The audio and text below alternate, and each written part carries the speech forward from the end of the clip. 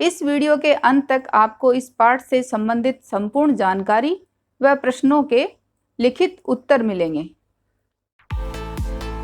नमस्कार सभी को, हिंदी कला केंद्र में आपका स्वागत है। अगर आप इस चैनल पर नए हैं तो पहले इसको सब्सक्राइब करें व बेल आइकन को दबाना ना भूलें ताकि नए वीडियो का नोटिफिकेशन सबसे पहले आपको मिले।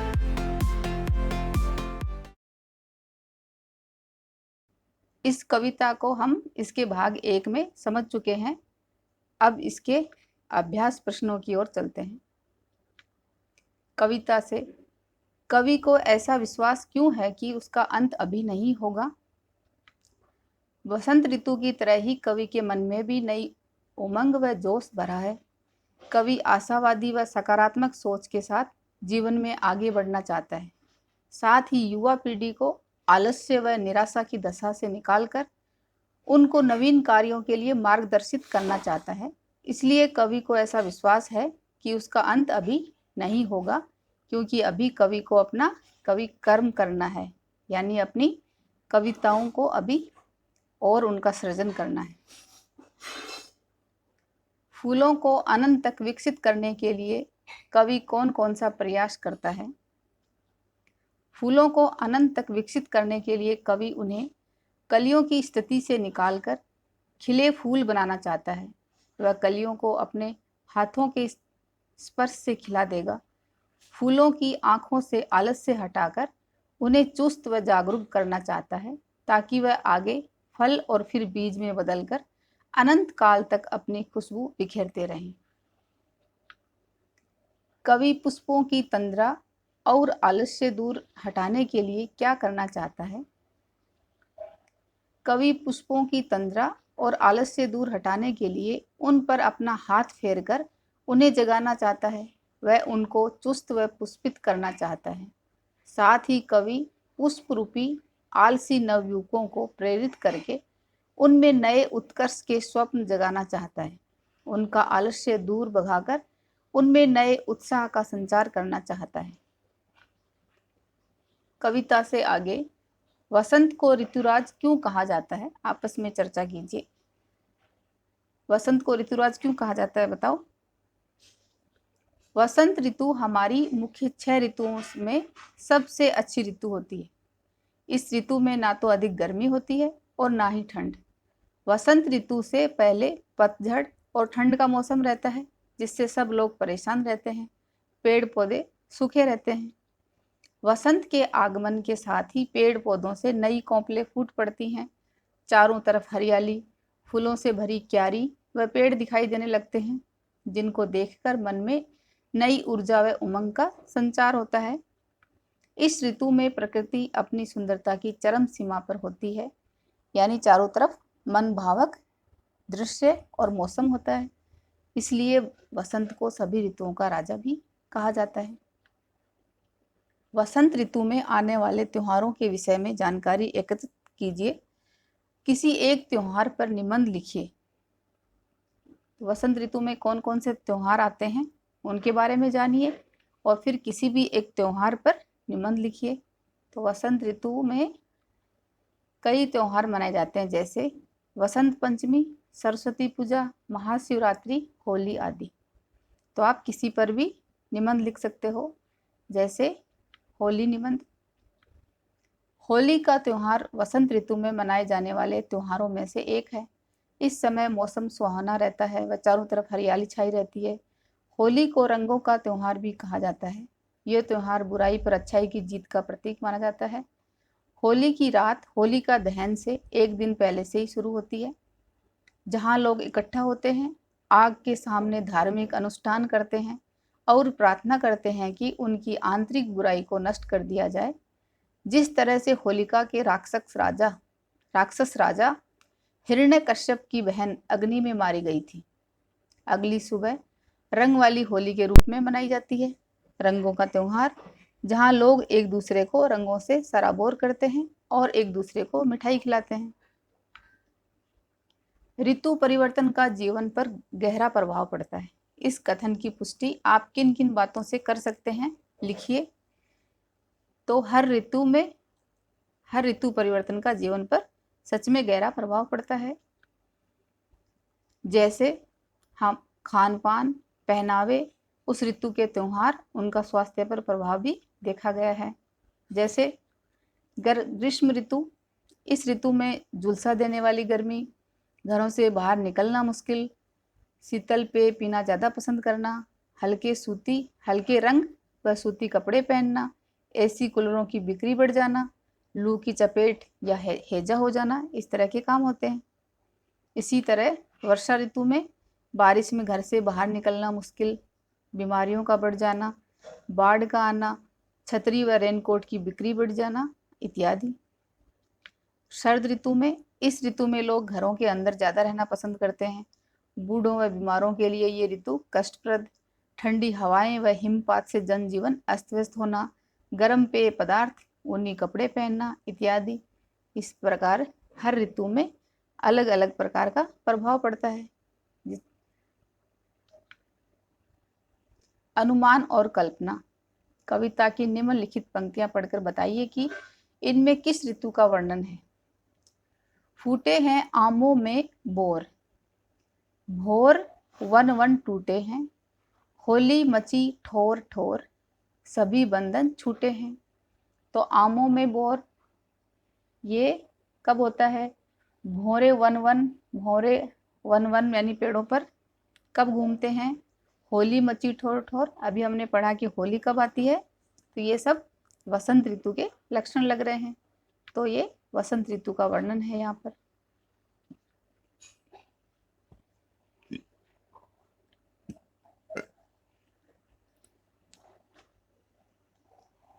स्वप्न।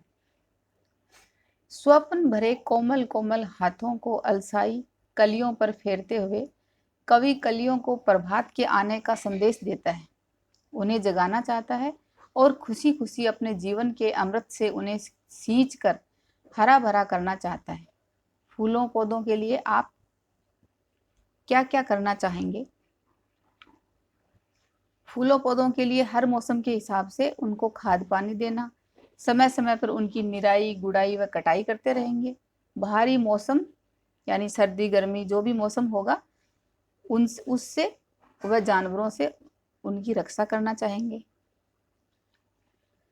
कवि अपनी कविता में एक कल्पनाशील कार्य की बात बता रहा है। अनुमान कीजिए और लिखिए कि उसके बताए कार्यों का अन्य किन किन संदर्भों से संबंध जुड़ सकता है। जैसे नन्हे मुन्ने बालक को माँ जगा रही हो। कवि ने कविता में क्या काम किया था? सोई हुई कलियां को जगा रहा था। यहाँ माँ नन्हे मुन्ने बालक को जगा रही है। इसी तरह गाय अपने नवजात बछड़े को चाट चाट कर साफ कर रही हो, या फिर कोई चिड़िया अपने बच्चों को अपनी चोंच से खाना खिला रही हो। भाषा की बात। हरे हरे पुष्प पुष्प में एक शब्द की एक ही अर्थ में पुनरावृत्ति हुई है, यानी शब्द एक ही है, वो बार बार आया है, उसकी पुनरावृत्ति हुई है। कविता के हरे हरे ये पात वाक्यांश में हरे हरे शब्द युग्म पत्तों के लिए विशेषण के रूप में प्रयुक्त हुए हैं। यानी हरे हरे कौन है? पात यानी पत्ते। यहाँ पात शब्द बहुवचन में प्रयुक्त है। ऐसा प्रयोग भी होता है जब कर्ता या विशेष्य एक वचन में हो और कर्म या क्रिया या विशेषण बहुवचन में हो। जैसे वह लंबी चौड़ी बातें करने लगा। कविता में एक ही शब्द का एक से अधिक अर्थों में भी प्रयोग होता है। 3 बेर खाती ते वे 3 बेर खाती है, यानी जो 3 बार खाती थी वह 3 बेर खाने लगी है। यानी दोनों जगह अक्सर सेम है, 3 बेर, लेकिन इनका अर्थ अलग निकल रहा है। एक शब्द बेर का 2 अर्थों में प्रयोग करने से वाक्य में चमत्कार आ गया। इसे यमक अलंकार कहा जाता है। यहाँ पर कौन सा अलंकार? यमक अलंकार का प्रयोग हुआ है। कभी कभी उच्चारण की समानता से शब्दों की पुनरावृत्ति का आभास होता है, जबकि दोनों 2 प्रकार के शब्द होते हैं। जैसे मन का, यहाँ पर मन का सेम लग रहा है, लेकिन मन का इसका अर्थ और मन का इसका अर्थ अलग है। ऐसे वाक्यों को एकत्र कीजिए जिनमें एक ही शब्द की पुनरावृत्ति हो। ऐसे प्रयोगों को ध्यान से देखिए और निम्नलिखित पुनरावर्त शब्दों का वाक्यों में प्रयोग कीजिए, जैसे बातों बातों में, रह रहकर, लाल लाल, सुबह सुबह, रातों रात, घड़ी घड़ी। तो चलिए इनका प्रयोग वाक्यों में करते हैं। जैसे बातों बातों में,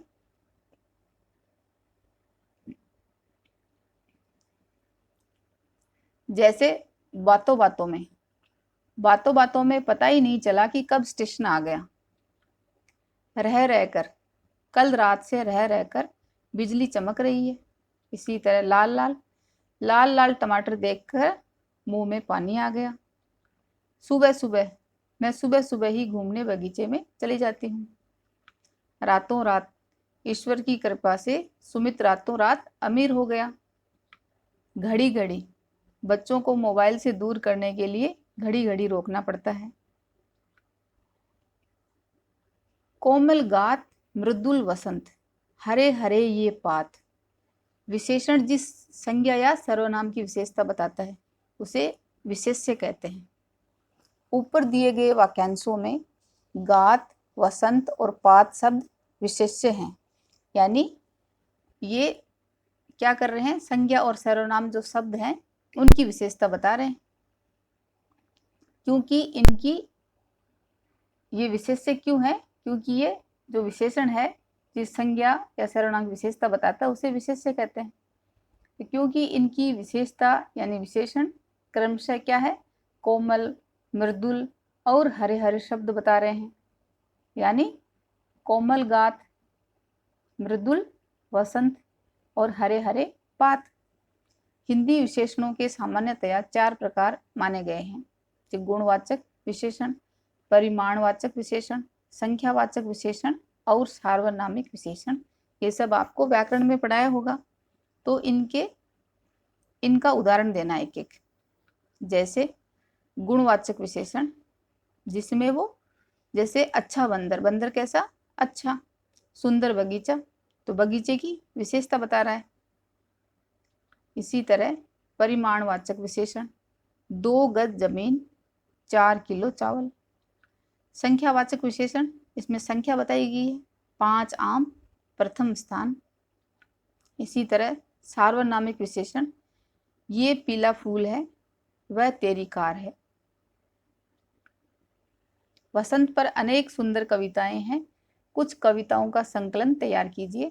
तो ये आप अपनी मर्जी से कुछ भी लिख सकते हो, यानी ये जो कविता मैंने लिखी है इसके अलावा भी आप लिख सकते हो। ये मुझे महादेवी वर्मा की कविता अच्छी लगी। इसका शीर्षक है ऋतुओं में न्यारा वसंत। ये वसंत पे जो कविता है वो लिखनी है। स्वप्न से किसने जगाया, मैं सुरभि हूँ, छोड़ कोमल फूल का घर, ढूंढती हूँ कुंज निर्झर, पूछती हूँ नभ धरा से, क्या नहीं ऋतुराज आया, मैं ऋतुओं में न्यारा वसंत, मैं अग जग का प्यारा वसंत। मेरी पग ध्वनि सुन जग जागा, कण कण ने छवि मधुरस मांगा, नव जीवन का संगीत बहा, पुलकों से भर आया द्विंगत, मेरी सपनों की निधि अनंत, मैं ऋतुओं में न्यारा वसंत। इसी तरह सुमित्रा नंदन पंत की ये कविता भी बहुत अच्छी है, जिसका शीर्षक है ऋतुओं की ऋतु वसंत। फिर वसंत की आत्मा आई, मिटे प्रतीक्षा के दुर्वह क्षण, अभिवादन करता भूखा मन, दीप्त दिशाओं के वातायन, प्रीति सांस सा मलय समीरण, चंचल नील नवल भू यौवन। फिर वसंत की आत्मा आई, आम्र मोर में गुथ स्वर्ण कण, किंसुक को कर ज्वाल वसंतन, देख चुका मन कितने पतझर, ग्रीष्म शरद हिम पावस सुंदर, ऋतुओं की ऋतु ये कुसुमाकर। फिर वसंत की आत्मा आई, विरह मिलन के खुले प्रीति वर्ण, स्वप्नों से शोभा प्रव मन, सब युग सब ऋतु थी आयोजन, तुम आओगी वे थी साधन, तुम्हें भूल कटते ही कब क्षण। फिर वसंत की आत्मा आई, देव हुआ फिर नवल युगागम, स्वर्ग धरा का सफल समागम। शब्दकोश में वसंत शब्द का अर्थ देखिए। शब्दकोश में शब्दों के अर्थों के अतिरिक्त बहुत सी अलग तरह की जानकारियां भी मिल सकती हैं, उन्हें अपनी कॉपी में लिखिए। जैसे वसंत, वसंत पुल्लिंग है। वर्ष की 6 ऋतुओं में से एक ऋतु है। फूलों का गुच्छा, सर्व प्रधान मानी जाने वाली वह ऋतु जो माघ के दूसरे पक्ष से प्रारंभ होकर चैत के प्रथम पक्ष की मानी गई है। ये हिंदी महीने हैं, माघ और चैत। एक राग है। हेमंत और ग्रीष्म के बीच की ऋतु है। संगीत में 6 मुख्य रागों में से एक जो विशेष रूप से वसंत ऋतु में गाया जाता है। ऋतु वसंत एक ताल भी है। कविता को एक बार फिर से पढ़ें, जो कि इसके भाग 1 में समझाई गई है, और उसके भावार्थ को समझें। वसंत ऋतु के बारे में अधिक जानकारी लें। पेड़ पौधों से प्यार करें और उनका ख्याल रखें। सुधार व सुझावों के लिए कमेंट बॉक्स में लिखें। अगर हमारे वीडियो बन ही रहे हैं आपके फेवरेट, तो फिर क्यों ना करें इनको लाइक, सब्सक्राइब और रिकमेंड। हमें और बेहतर बनाने के लिए आप कर सकते हैं कमेंट। धन्यवाद।